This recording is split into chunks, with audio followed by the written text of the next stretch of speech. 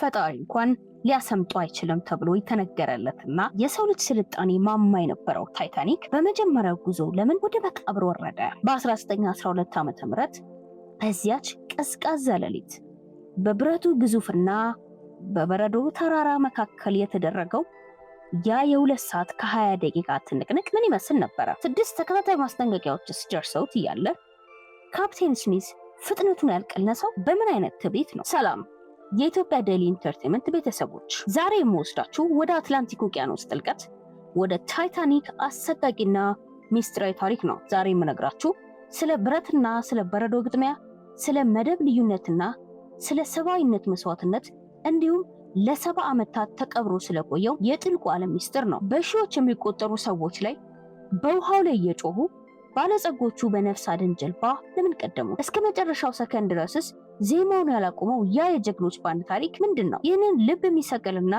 እጅግ ሰፊ መረጃ እስከ መጨረሻው አብራችሁኝ ተከታተሉ። ይህ ታሪክ ስለ ሰው ልጅ ትዕቢት፣ ስለ ብረትና ስለ በረዶ ግጥሚያ እንዲሁም ሊሰምጥ የማይችል ተብሎ ስለተፎከረለት ግዙፍ የባህር ቤተ መንግስት የሚተርክ ነው። ይህ በታሪክ ታይታኒክ ተብሎ የሚጠራውና የዘመናዊ ስልጣኔ ትልቁ የሀዘን አሻራ የሆነው መርከብ ታሪክ ነው።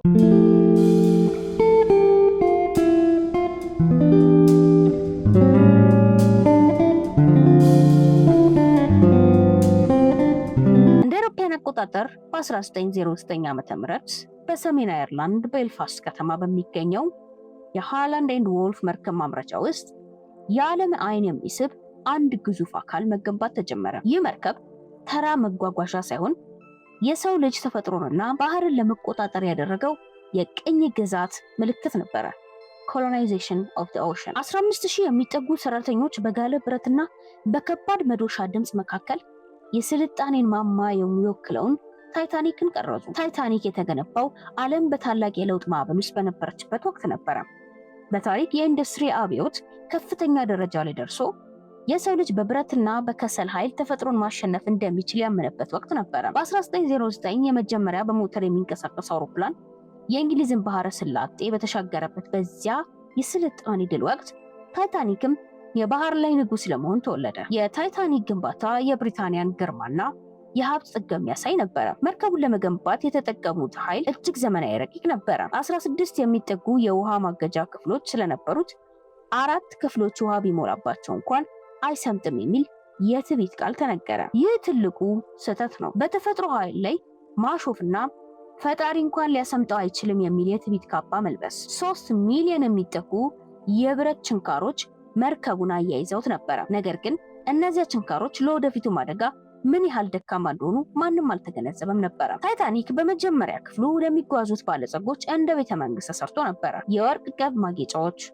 የቱርክ መታጠቢያ ቤቶችና እጅግ ውድ የሆኑ የቤት ዕቃዎች ተሟልተውለታል። ይህ መርከብ የቪክቶሪያና የኤድዋርዲያን ዘመን የክፍል መደብ ልዩነት ቁልጭ አድርጎ የሚያሳይ ነበረ። በላይኛው ክፍል የዓለምን ሀብት የተቆጣጠሩ ባለጸጎች ሲዝናኑ፣ ከመርከቡ ወለል በታች ግን አዲስ ህይወት ፍለጋ ወደ አሜሪካ የሚሰደዱ በሺዎች የሚቆጠሩ ድሆች ታጉረው ነበረ። ይህ በብረት ውስጥ የተደበቀ የስልጣኔ ምጻት ነበረ። እንደ አውሮፓውያን አቆጣጠር ሚያዝያ 10 ቀን 1912 የታይታኒክ የጉዞ መጀመሪያ ቀን ነበረ። የሳውዛምፕተን ወደብ በሺዎች የሚቆጠሩ ሰዎች ተሞልቷል። መርከቧ ከወደቡ ስትነሳ የፈጠረችው ግዙፍ ሞገድ ሌላ መርከብን ሊያጋጭ ጥቂት ቀርቶት ነበረ። ብዙዎች ይህንን እንደ ክፉ ምልክት ቢያዩትም በትዕቢት የናወዘው የባለስልጣናቱ አእምሮ ግን ለእንዲህ ያለው ትንቢት ቦታ አልነበረው። ታይታኒክ በአትላንቲክ ውቅያኖስ ላይ ስትገሰግስ የሰው ልጅ ተፈጥሮን ለመግራት ያለውን ጉጉት ቁልጭ አድርጋ ታሳይ ነበረ። በመርከቧ ውስጥ የነበረው ዘዴ እጅግ አስገራሚ ነበረ። በአንደኛው ክፍል የዓለም ባለጸጎች በብር ሳህን እየተመገቡ በፒያኖ ሙዚቃ ሲዝናኑ፣ ከመርከቧ ጥልቅ ወለል በታች ግን ሶስተኛ ክፍል ተጓዦች በጠባብ ክፍሎች ውስጥ ተጭነው ነበረ። ይህ ትልቁ ስህተት ነው። በሞት አፋፍ ላይ እንኳን የሰው ልጅ በሀብቱ መመዘን ለባለጸጎቹ የቅንጦት ኑሮ ሲባል ለድሆቹ የሚሆን በቂ የነፍስ አድን ጀልባዎች እንኳን አልተጫኑም ነበረ። ታይታኒክ በምትጓዝበት ወቅት ዓለም በመረጃ ልውውጥ አዲስ ምዕራፍ ላይ ነበረች። በታሪክ ጉሊልሞ ማርኮኒ ገመድ አልባ የራዲዮ ግንኙነትን ለዓለም ያስተዋወቀበትና በባህር ላይ ያሉ መርከቦች እርስ በርስ መረጃ የሚለዋወጡበት ወቅት ነበረ። ታይታኒክም የዚህ ቴክኖሎጂ ተጠቃሚ ነበረች። ነገር ግን ይህ ቴክኖሎጂ የሰው ልጅ ከጥፋት ሊታደገው የሚችለው የሰው ልጅ የሚመጣውን ማስጠንቀቂያ ለመስፋት ፈቃደኛ ሲሆን ብቻ ነው። ኤፕሪል 14 ቀን እሁድ ነበር። ባህሩ ልክ እንደ መስታወት ጸጥ ብሏል። ነገር ግን በዚያ ጸጥታ ውስጥ ነጩ ሰይጣን ተደብቆ ነበረ። ከሌሎች መርከቦች በረዶ አለ ተጠንቀቁ የሚሉ 6 ተከታታይ ማስጠንቀቂያዎች ለታይታኒክ ደረሰ። ሆኖም ካፕቴን ኤድዋርድ ስሚዝ እና መርከበኞቹ ፍጥነታቸውን ለመቀነስ ፈቃደኛ አልሆኑም። ይህ መርከብ አይሰምጥም የሚለው ትዕቢት አእምሯቸውን አውሮት ነበረ። መረጃው ደርሷቸው እያለ ቸል ማለታቸው በሺዎች የሚቆጠሩ ሰዎችን ወደ መቃብር የላከ ትልቅ ክፋት ነበረ። ሌሊቱ እጅግ ቀዝቃዛ ነበረ። በ11 ሰዓት ከ40 ደቂቃ ላይ በመርከቧ ጫፍ ላይ የነበረው ጠባቂ ፍሬድሪክ ፍሊት በጭጋግ ውስጥ አንድ ግዙፍ ነገር አየ። አይስበርግ ከፊት ለፊታችን ብሎ ጮኸ። መርከቧን ለማዞር የተደረገው ሙከራ ግን አልተሳካም። ያ ግዙፍ የበረዶ ተራራ የመርከቧን የቀኝ ጎን እንደ ቢላዋ ቀደደው። ውሃ በከፍተኛ ፍጥነት ወደ መርከቧ ውስጥ መግባት ጀመረ። ያ ሊሰምጥ የማይችል መርከብ ፍጻሜ በዚያ ሰከንድ ተጀመረ። አይስበርጉ መርከቧን ከቀደደው በኋላ ታይታኒክ ሞት እንደተፈረደባት ታካሚ በዝግታ መቃብሯን መቆፈር ጀመረች። በመርከቧ ጥልቅ ወለል ላይ የነበሩት ሞተሮች በውሃ ተዋጡ። ብርሃኑም ብልጭ ድርግም እያለ የፍጻሜውን ዋዜማ አበሰረ። በመርከቧ ላይ ከነበሩት 2200 ሰዎች የሚበቃ የነፍስ አድን ጀልባ አልነበረም። የነበሩት ጀልባዎች ማስተናገድ የሚችሉት ግማሹን ተጓዝ ብቻ ነበረ። ይህ የታይታኒክ ትልቁ ክፋት ነበረ፣ የሰውን ሕይወት ከውበትና ከቅንጦት በታች ማድረግ። መርከቡ አይሰምጥም በሚል ትዕቢት የጀልባዎቹ ቁጥር ተቀንሶ ነበረ። ጀልባዎቹ ወደ ውሃው ሲወርዱ ደግሞ ሌላ የፍትህ መጓደል ታየ። በፈርስት ክላስ የነበሩ ባለጸጎች ቅድሚያ ሲያገኙ፣ ሶስተኛ ክፍል የነበሩት ድሆች ግን ከመርከቡ ወለል በታች ተቆልፎባቸው እንዲቀሩ ተደረገ። ይህ አሰቃቂ ክስተት በታሪክ ሴቶች የመምረጥ መብት ለማግኘት በጽኑ ይታገሉ በነበረበት ወቅት የተከሰተ ነው። በታይታኒክ ላይ ግን ሴቶችና ሕፃናት ይቅደሙ የሚለው ጥንታዊ የባህር ወግ ነገሰ። ይህ በጊዜው ለነበሩት ወንዶች ትልቅ የክብር ፈተና ነበረ። ብዙ ባለጸጋ ወንዶች ለሚስቶቻቸውና ለልጆቻቸው ቦታቸውን ትተው በክብር ለሞት ተዘጋጁ። መርከቧ በምትሰምጥበት በዚያው ሰዓት በለንደን ጎዳናዎች ሴቶች ለነፃነታቸው ይጮሁ ነበረ። በውቅያኖስ ላይ ግን የሴቶች ሕይወት በወንዶች መስዋዕትነት ይተርፍ ነበር። መርከቧ 45 ዲግሪ ዘንበል ባለችበትና ሽብር በነገሰበት በዚያ ሰዓት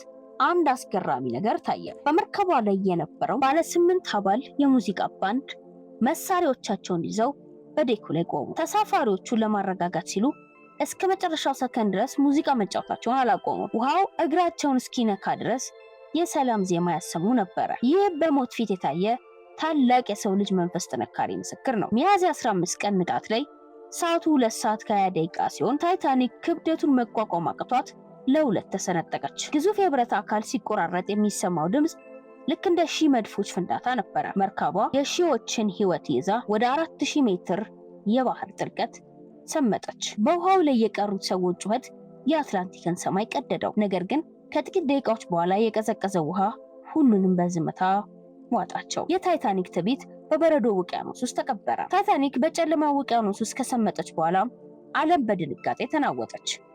ያ ሊሰምጥ የማይችል መርከብ እንዴት ሊሆን ቻለ የሚለው ጥያቄ የዘመኑ ትልቅ እንቆቅልሽ ሆነ። ለ73 ዓመታት ያህል ታይታኒክ የት እንደወደቀች ሳይታወቅ በውቅያኖስ ወለል ላይ እንደጠፋች የጠፋች ሕልም ከተማ ሆና ቀርታ ነበር። ከአደጋው የተረፉት በካርፓቲያ መርከብ ተጭነው ኒውዮርክ ገቡ። የከተማዋ ሕዝብ በዝምታ ተቀበላቸው። ብዙዎች ሀብታቸውን፣ ባለቤቶቻቸውንና ልጆቻቸውን በባህሩ ጥልቀታቸው ነበረ። ይህ ትልቁ ክፋት ነው፣ በስልጣኔ መሃል ድንገት የሚመጣ አሰቃቂ መርዶ። ለተረፉት ሰዎች ሕይወት ዳግመኛ እንደቀድሞ አልሆነም። የታይታኒክ ትዝታ እንደ ጥላ ሲከተላቸው ኖረ። ታይታኒክን የመፈለግ ጉዞ የተሳካው ዓለም በታላቅ የቴክኖሎጂ ሽኩቻ ውስጥ በነበረችበት ወቅት ነው። በታሪክ የቀዝቃዛው ጦርነት ከፍተኛ ደረጃ ላይ ደርሶ አሜሪካና ሶቪየት ህብረት የባህር ውስጥ ሰርጓጅ መርከቦቻቸውን በሚስጥር በሚያሰማሩበት ወቅት ነበረ።